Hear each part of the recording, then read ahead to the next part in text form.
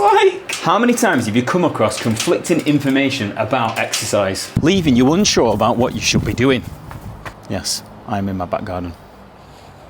How much, how often, and at what intensity? I've been there. Like many coaches, I developed a natural bias toward my own training methods based on my personal goals. I began lifting weights at 14, but my main thing was football. It wasn't until I was around 26 that I fully committed to bodybuilding, or building a body. I became deeply immersed in it. Chasing the gains, ensuring I was in a calorie surplus and avoiding cardio like the plague.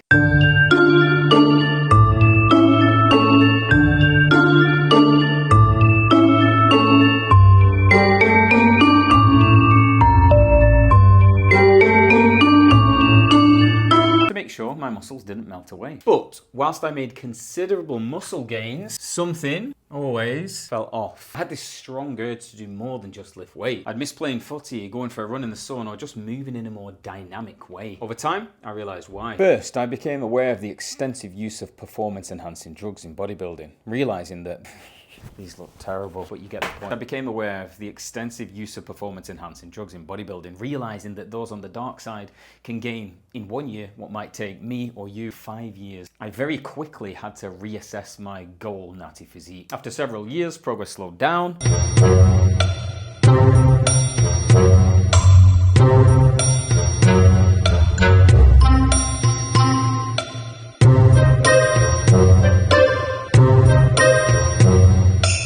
And I felt super restricted. Summer would come, I'd fancy another run in the sunshine, but I didn't want to risk muscle loss, and so my cardio capacity, VO2 max, resting heart rate, and heart rate variability suffered. These are all key health metrics that signal overall well-being and longevity, but most are in a state of ignorance is bliss, as I was. Focusing solely on building muscle comes with trade-offs. Yes, muscle and strength are important for health, but without cardiovascular fitness, you're missing a massive part of the longevity pie. You at least need some balance in favor of cardio. Muscle to keep you strong and resilient, and cardio to keep your heart, your most important muscle, working efficiently. Adding cardio didn't make my muscles run away. In fact, I got stronger and fitter. It turns out combining both strength training and cardio, known as concurrent training, can be a powerful combination for long-term health and performance.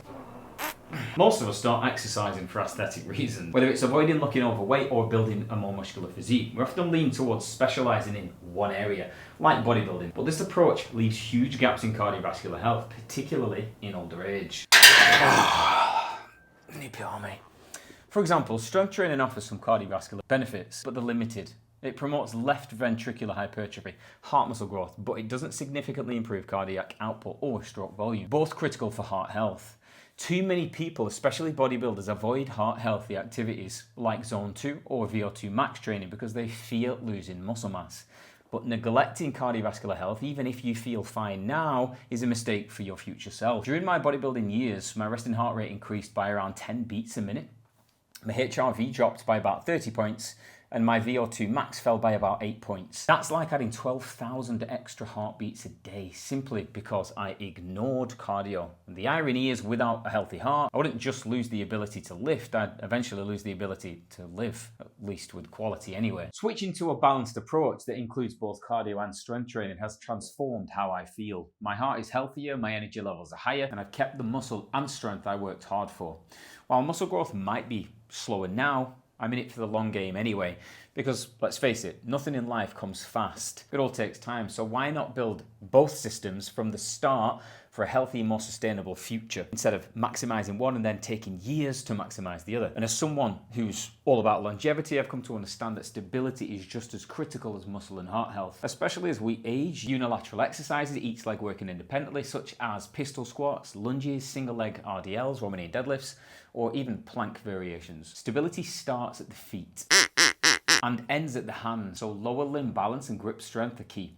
If my brain to foot connection isn't strong, I'm more likely to trip or fall, and in older age, a fall can be devastating. Research from institutions like the American Academy of Orthopedic Surgeons and the Journal of Bone and Joint Surgery has confirmed that older adults who suffer hip fractures face a 15 to 30% risk of death within the next year. This alarming statistic underscores how serious falls and fractures can be, especially for those over the age of 65, often leading to a decline in both physical and mental health due to the prolonged inactivity. It's a reminder of the importance of maintaining strength, mobility, VO2 max, bone health, and stability as we age to help prevent these life-altering injuries. It's not just about building muscle and looking good or even getting fit. It's about having the resilience to avoid injuries as we get older. And if I do happen to lose my balance, strong grip strength might be what saves me from a life-threatening fall. The truth of the matter is you don't have to sacrifice your gains by incorporating cardio or focusing on a bit of stability. By training with longevity in mind, you'll still hit your aesthetic goals anyway, but you'll also gain the vitality and the energy to enjoy them for longer. This balanced approach, being a maverick, not a specialist, is about training for life, not just for looks. Now, the ideal exercise routine needs to include all of these. Strength training, focus on a well-rounded approach, combining strength movements with stability exercises. This not only builds muscle mass, but also enhances stability. Now, for cardio, prioritize zone 2 training for steady state endurance work, while incorporating some VO2 max sprinkling of those tougher intervals for peak cardiovascular performance.